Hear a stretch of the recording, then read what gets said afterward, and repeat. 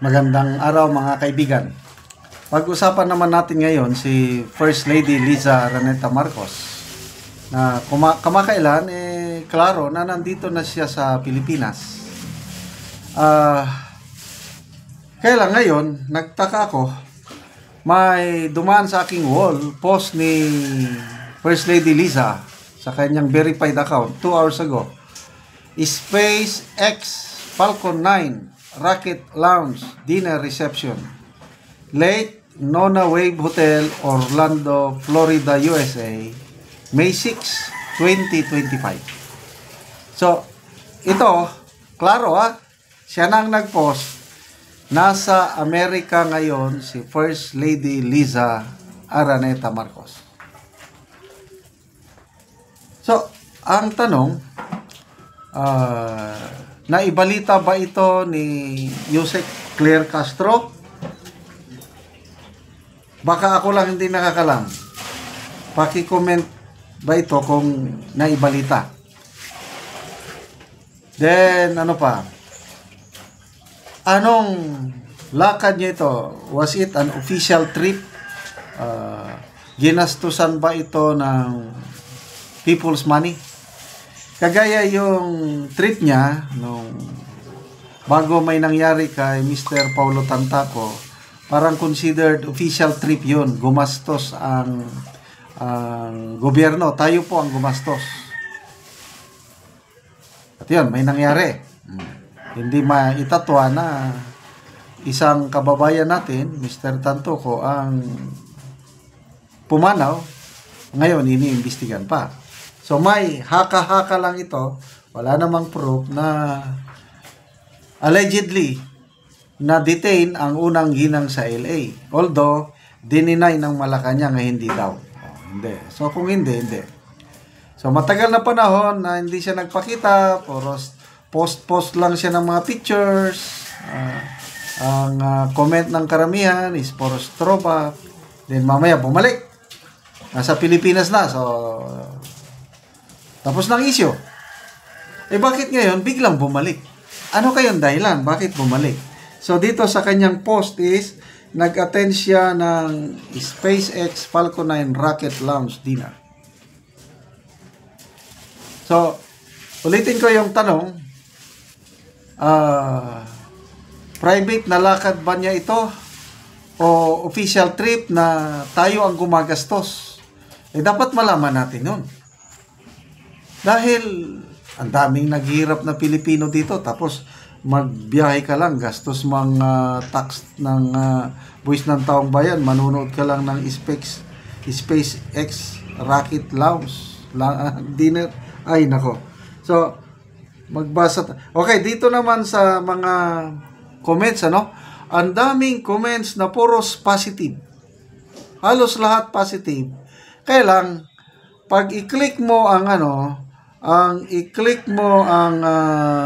mga nag-comments, halos kakaunti ang followers. Ito, 208 followers, Page Toledo, yun pa yan. Kati Badua, 175 followers. Again, correct me if I'm wrong. Sa tingin ko, karamihan itong nag-comment na good job, so proud of the special events, mga trolls. Okay? Ayan 131 followers. Grabe. FL is blessed. 142 followers. Ako, naniniwala ko yung mga nagko-comment kung aabot ng 1,000. Kaya lang kung nasa 100 lang, alanganin ako. Okay, so ang daming nagko-congratulate sa kanya. Again, Yusek Claire Castro. Okay, si Miss Eden Santos ng Net25.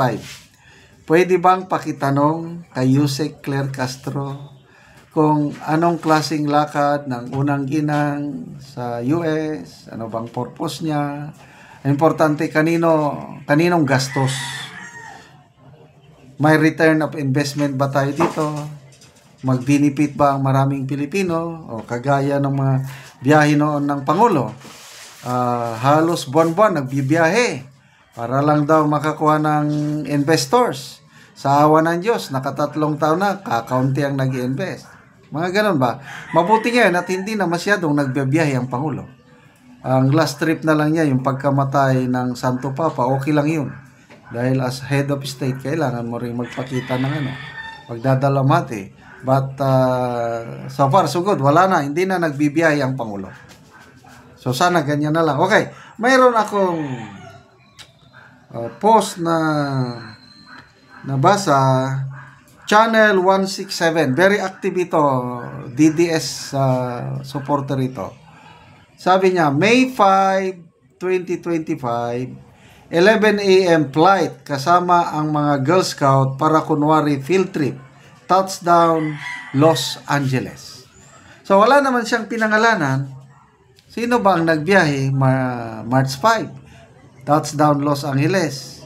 Tapos ngayon, March 6, nag-post si Unang Ginang, nasa USA na siya. I don't know, anong connection ito?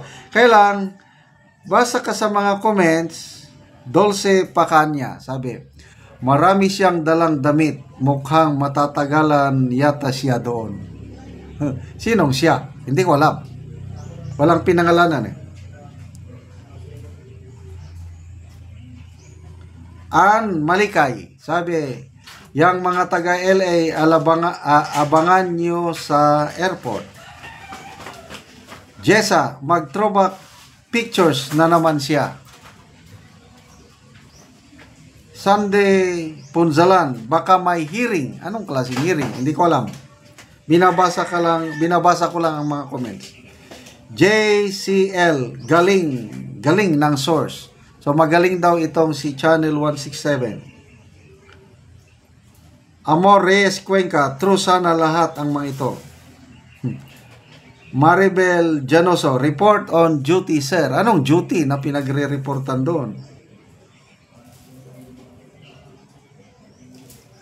Gigi, pictures please.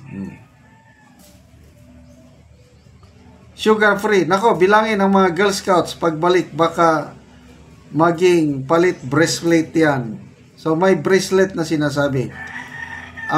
Nalina Ortiz Locsin, temporary lang yung umuwi siya. LC Lumabi, hinatid ba ng private jet? Praying na hindi ko nabasahin. Nestor Rivera, sumabay sa mga Girl Scout para hindi halata ang totoong purpose. So ulitin ko, binabasa ko lang itong post ni Channel 167, hindi ko kilala sino yung nag-touchdown sa LA, sino yung so maraming salamat mga kaibigan sa inyong pagsubaybay sa ating channel. Nakakatulong kayo ng malaki sa Tribong Talandig.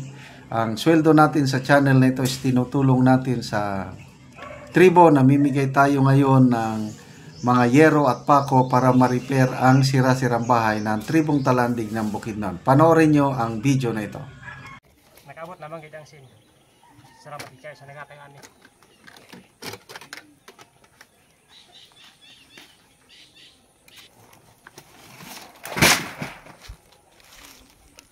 Isa sin.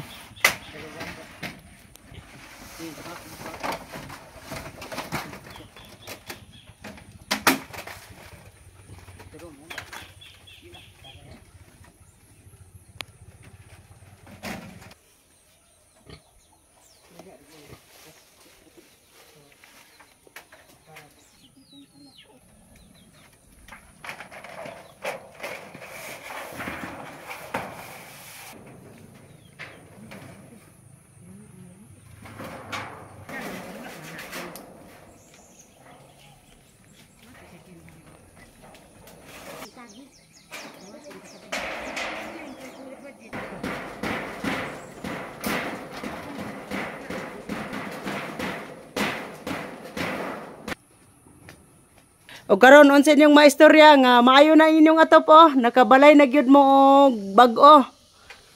Una salamat ikay sa Ginoo. O labi na sa kuan nag-sponsor o sa naglantawan nga video. Salamat ikay sa inyo. Kay dili kami makabalay kung wala mi tabangan.